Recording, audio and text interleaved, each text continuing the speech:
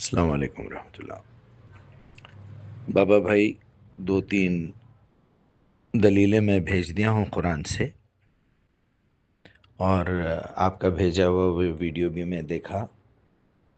یہ جو نوجوان باتیں کر رہا ہے یہ سارے کافر ہے، بلکہ ان لوگوں کو سنو۔ بلکہ بہرحال وہ ویڈیو بھی دیکھا میں، اس میں یہ ہمارے وہابی حضرات جو دین کا نام خراب کرے، جو باتیں کچھ اور کرتے رہے، ان کے عمل کچھ اور ہوتے رہے، جس کی وجہ سے اللہ ان کو ذلیل کر رہا ہے، اور انشاءاللہ یہ آخرت میں بھی ذلیل ہوں گے۔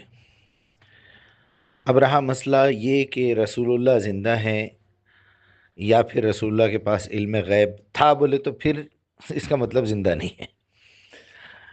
تو جب تک تھے یہاں پر دنیا میں تب تک ہی علم غیب تھا، یا ابھی بھی اس وقت بھی اگر وہ زندہ ہے کہیں نہ کہیں اپنی خبر میں ہے، تو کتنا بڑا ظلم ہے اللہ کے رسول پہ، ذرا اندازہ کیجئے کہ ہم تو باہر بڑی بڑی ہوٹلیں لے رہے ہیں، عمرہ جا کے، حج پہ جا کے ایئر کنڈیشن میں رہ رہے ہیں، اور رسول اللہ کو خبر میں دفن کر کے رکھے ہوئے ہیں۔ اللہ کی لعنت ہے ایسے لوگوں پہ جو ایسا سوچ رہے ہیں۔ وہاں جا کے السلام علیکم یا رسول اللہ، ارے میرے بھائی، اچھا اگر خبر میں وہی کوئی ایئر کنڈیشن بندوبست کر کے اللہ تعالیٰ رکھے ہیں، رسول اللہ اندر زندہ بھی ہیں، نماز بھی پڑھ رہے ہیں، کھانے کو بھی دیا جا رہا ہے، بیویاں بھی پیش کی جا رہی ہیں، تو اس کا مطلب بیویاں بھی زندہ ہیں۔ تو جو ضرورتیں دنیا میں تھی رسول اللہ کو، آپ پیشاب کے لیے جاتے تھے، پخانے کے لیے جاتے تھے، آپ کو منی نکلتی تھی جس سے بچے بھی ہوئے، یہ ثبوت بھی مل گیا، آپ نے شادی بھی کی 25 سال کی عمر میں 45 سال کی عورت سے، 55 سال کی عمر میں 19-20 سال کی لڑکی سے، یہ سب ہے نا، 4 بیٹے آپ کے ہاتھوں میں مرے نا، تو پھر یہ سب پیپر نکال کے پھینک دینا نا، یہ سب اس میں سے پھاڑ کے پھینک دینا۔ تو یہ جو پیدائشی عقیدہ بنتا نا ہم لوگوں کا، گنیش کو ماننے والا وہی سمجھ رہا اب تک، وہ بچے کا گلہ کاٹے، گنیش کی منڈی لا کے لگا دیے، یہ سب جو معجزات کے اوپر بھروسہ کر کے، چمتکار جسے کہتے ہیں ہمارے یہاں، اس پہ بھروسہ کر کے زندگی گزارتے کیا؟ عقل مند آدمی وہ ہوتا، انسان وہ ہوتا جو پہلے تلاش کرتا، اپنی عقل استعمال کرتا، دیکھتا کہ دنیا کی ساری باتوں میں سے جو باتیں اللہ کی طرف سے آنے کا چیلنج کر رہی ہیں، جو کتابیں، اس کو پڑھے ایک مرتبہ، دیکھے اس میں کیا لکھا ہوا ہے۔ باقی کے سب جاہل ہے، سبھی جاہل ہے۔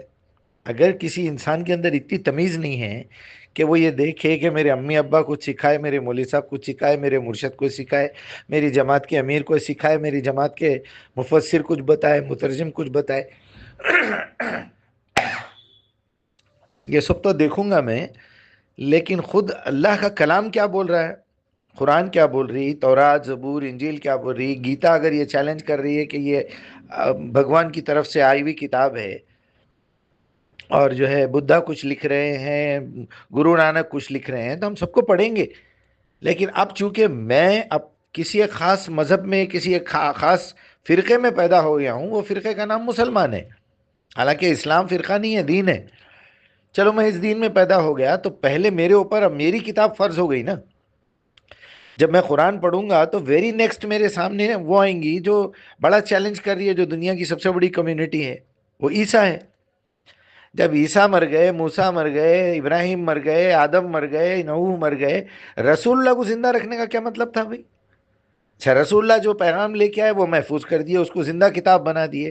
اب رسول زندہ نہیں ہے لیکن رسول کی کتاب تو زندہ ہے نا۔ جیسا ہم لوگ بولتے ہیں کہ رفیع صاحب کے گائے ہوئے گانے جب تک دنیا میں ہے، رفیع صاحب ہمارے دلوں میں زندہ ہے۔ گاندھی جی کے اصول جب تک زندہ ہے ہندوستان میں، گاندھی جی زندہ ہے۔ اوکے، ویسا ماننا ہے تو مان لو، لیکن انڈائریکٹلی جب آپ یہ بولتے ہیں رسول اللہ کے بارے میں تو ذرا قرآن بھی دیکھ لینا نا، قرآن خود کیا بول رہا ہے رسول اللہ کے بارے میں۔ بے شمار، میں آپ کو 50 سے زیادہ آیتیں بھیج دوں گا جس میں رسول اللہ کے مرنے کا ذکر پورا موجود ہے۔ رسول اللہ کی موت دینے سے پہلے اللہ تعالیٰ 3 مرتبہ بتائے، انی متوفی کا، نتوفینک کا بتا رہے ہیں، عیسیٰ کو بول رہے ہیں انی متوفی کا اور رافعک الیہ، عیسیٰ میں تجھے ابھی موت دینے والا ہوں، اس کے بعد تیری لاش کو وہاں سے اٹھانے والا ہوں۔ ہر ایک بھائی کلو نفس ذائقۃ الموت بولنے کے بعد بات ختم ہو گئی نا، ہر جاندار کو موت کا مزہ چکھنا ہے۔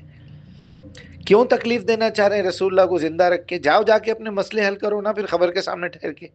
یہ رفع دین سینے پہ باندھنا یا وہ آمین زور سے بولنا یا کم بولنا، کیا اتنے بے بس اور مجبور بنا کے رکھ دیا رسول اللہ کو؟ کبھی لے جا کے بگارا کھانا، دالچا ڈبل کا میٹھا پہنچاؤ نا، آج فاتحہ دیا تھا میں آپ کے نام پہ بول کے. پھر عالم الغیب کیوں بنانا چاہ رہے ہیں رسول اللہ کو؟ ایک کتے کے پیٹ میں درد ہو رہا ہے، ایک مچھلی کو بھوک لگ رہی ہے، ایک کیڑے کی ٹانگ ٹوٹ گئی ہے، ایک بلی کا جو ہے کسی کی دم کٹ گئی ہے، ایک چھپکلی کی دم کٹ گئی ہے، اس کو کیا تکلیف ہو رہی ہے، ایک انسان کو کیا تکلیف ہو رہی ہے؟ کیا سارے عالمین کا، ساری دنیا کے جانوروں کا علم اللہ کے نبی کو ہونا چاہیے کیا؟ پھر اللہ میں رسول میں کوئی فرق ہی نہیں رہا. یہی ہمیشہ ہوتا رہا، یہی ہوتا رہا نا. جتنے اچھے لوگ دنیا میں آئے ان کو بھگوان بنا دیے. اس لیے بنائے کیونکہ اگر ان کو بھگوان نے بنایا تو ہم کو بھی وہی کام کرنا پڑے گا جو انہوں کر کے گئے. رسول اللہ کا جسم خون سے لہو لہان ہو گیا تو کچھ کمینے یہ بولتے بے غیرت، یہ بولتے کہ وہ تو امت کو دکھانے کے لیے خون نکالے گئے تھے. اچھا، رسول اللہ کے دانت ٹوٹ گئے تو یہ بولتے امت کو دکھانا تھا کہتے مثال. یعنی اس وقت رسول اللہ کو تکلیف نہیں ہوئی. کتنا بڑا ظالم اور کتنا بڑا دشمن ہوں گا رسول اللہ کا، آپ سوچئے.